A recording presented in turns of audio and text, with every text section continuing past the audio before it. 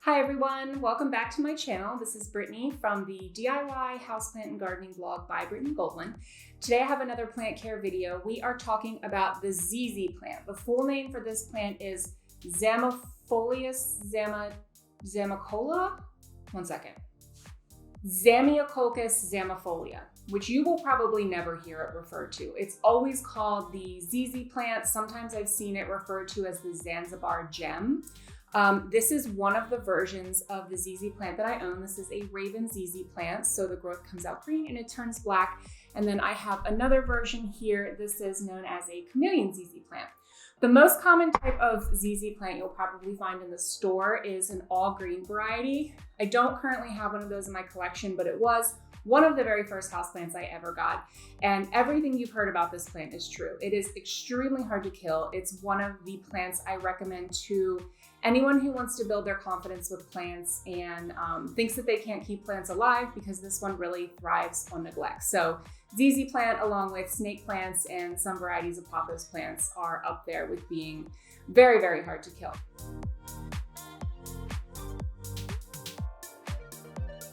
You will often hear ZZ plants referred to as low light plants, and that is true. You will see ZZ plants and snake plants in malls and doctor's offices and places that might not get great light. And that's because they are very flexible plants in terms of lighting. It's always best to give your ZZ plant bright indirect light, and it will grow the fastest and the healthiest that way.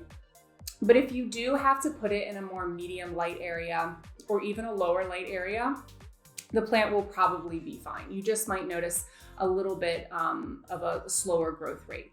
You don't want to give this plant direct sunlight unless you slowly acclimate it outdoors. This plant is grown in the wild. It's from Africa. So in the wild, it does get a lot of direct sunlight, but these plants are cultivated to be grown usually as indoor ornamentals, the types that you would find at a local store or nursery. So direct sunlight outdoors will take some acclimation without burning the plant. Right now I have this big Raven ZZ. I usually have it behind me in the kitchen, which is, gosh, probably about 10 feet from the closest window. So while we do have lights on in the area above the plant and around the plant, in addition to very limited natural light, as you can see, this plant is doing great. The growth is not terribly leggy at all. It shot out a few new shoots this growing season, and I'm very happy with how it looks. My chameleon ZZ plant I have in an even lower light area, which may not be best for this plant just because, as you can see, it does have a little bit of variation in color. The leaves come out this kind of highlightery yellow and then slowly turn and harden off to the deeper green that you see near the bottom. And more bright indirect light would probably help this new color be a little bit more striking, but I needed a plant for a lower light area, so this one was sacrificed.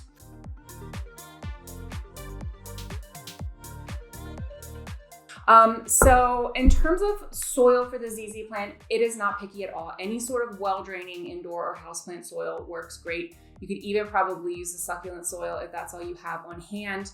I still have this one in the soil that it came in, and then this one I just used a regular houseplant mix that I mixed in some chunkier perlite into. Soil is a very important part of the watering routine for this plant. So, I mean, you will probably water this plant. If you're gonna kill this plant, it's probably because you water it too much. This plant thrives on neglect. I mean, when I say it was one of my first houseplants, this was a long time ago before I knew anything about taking care of indoor plants. I would go weeks and weeks and weeks without watering this plant. And yes, it did show some signs of stress, but I just snipped them off and gave it water and it bounced right back. And the reason for that is because these plants have a rhizome growth structure under the surface of the soil. And it looks like big rocks or almost like potatoes. I'll throw up a picture of what it looks like.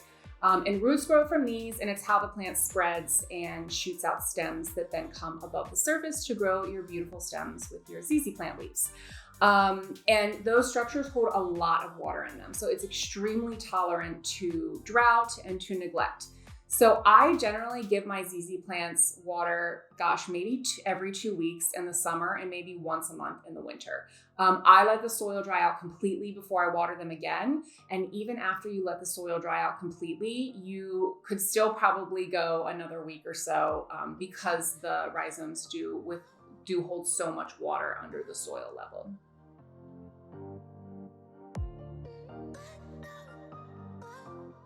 Temperature, humidity, these plants are very patient when it comes to temperature and humidity levels. This is not a cold or frost hardy plant, so you definitely want to keep it indoors if you live in an area with all 4 seasons. It likes warm temperatures and it does appreciate humidity, but I do not do anything special for my plants, and as you can see, they're growing really well.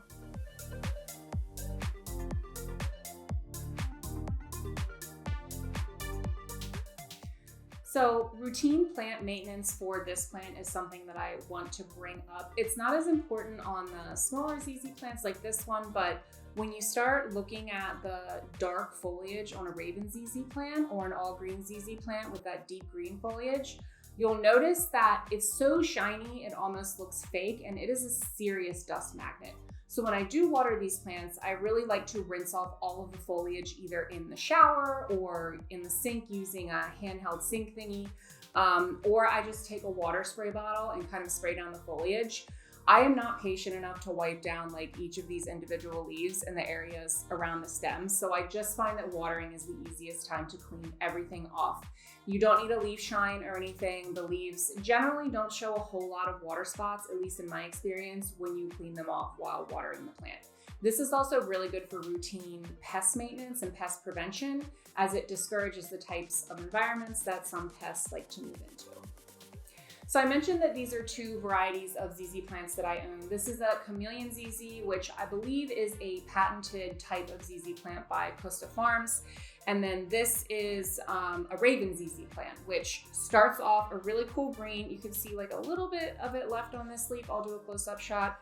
The leaves come out like almost this color, like a really cool highlightery lime green. And then they slowly harden off to this like deep black color, which I think is just really, really cool. I love this plant so much. I've had this one. I actually did not get this one from Costa Farms. I got my Raven ZZ plant from a local nursery back when they cost way too much money because they weren't being mass produced yet. And it was probably about 1/4 this size. And that was several years ago. So that gives you an idea of the growth rate of this plant. And this one is just a baby. This is a slow grower no matter what variety you have. The ways that you can encourage it to grow a little bit faster are by giving it plenty of bright and direct light, and occasionally you can give it some fertilizer or some plant food. I generally really don't with these plants just because they're such low feeders and they're so tolerant of all different growing conditions. However, you can see that this one is a really great size. I'm super proud of how much this one has grown over the years. I'm gonna pick it up here to show you all how big it really is. It's very heavy. The pot it's in is heavy, which is nice because since the stems are pretty thick and they kind of spread out a lot, I wanted something nice and bottom heavy to keep this plant super stable. Also, very controversial here, but this one is not in a pot with any drainage holes. So I know you're not supposed to plant any plants in pots without drainage holes. I have had this one planted in the same pot for years. I am not about to repot it until it needs to be repotted. So I just make sure I don't overwater when I do water it, that I don't have too heavy of a hand when I'm watering it.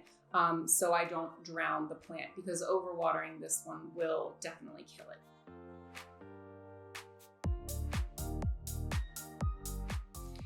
In terms of propagating this plant, you definitely want to make sure that you have a variety that's not propagation prohibitive if it's something that you'd like to propagate and sell. In terms of personal use, propagating ZZ plants is a slow process. I would say the best way to propagate them is through division. It's very similar to the process for propagating a snake plant. You just take it out of the pot, remove all the soil, find where you can break the rhizome structures apart, making sure you take some roots with you, and then pot those up separately. You can do it from leaf and stem cuttings, but it takes forever. I have successfully propagated one ZZ plant from a stem cutting, and it just, like, the juice was not worth the squeeze in terms of the amount of time it took to root it. So I would definitely say it's fun, it's interesting if you want to try it, but division is the best way to propagate these plants. And I have propagated ZZ plants many times successfully through division. And that's really all there is to say on this plant. I mean, as long as you plant it in a well-draining soil, give it enough light, and don't overwater it, this plant will reward you with new growth. The glossy foliage, the thick, waxy, glossy foliage, no matter what type of ZZ plant you have, looks awesome. In addition to any sort of plant display or room. I love the fact that this plant can be pretty much put anywhere in the house. So if you've got a spot you need to put a plant, but it doesn't get great light, this makes a great choice for that spot. So let me know in the comments if you have a ZZ plant, if you have any questions about them. In the meantime, I'm going to link a couple posts on my blog I have about different types of ZZ plants I own and have owned, how to care for them. I've got lots of pictures, walk you through the propagation process, all that sorts of stuff.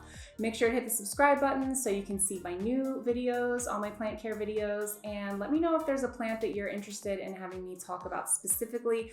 I have lots all around me, and I'm slowly working my way through, but if there's one that you'd like to hear about, please let me know. Thanks, and happy planting.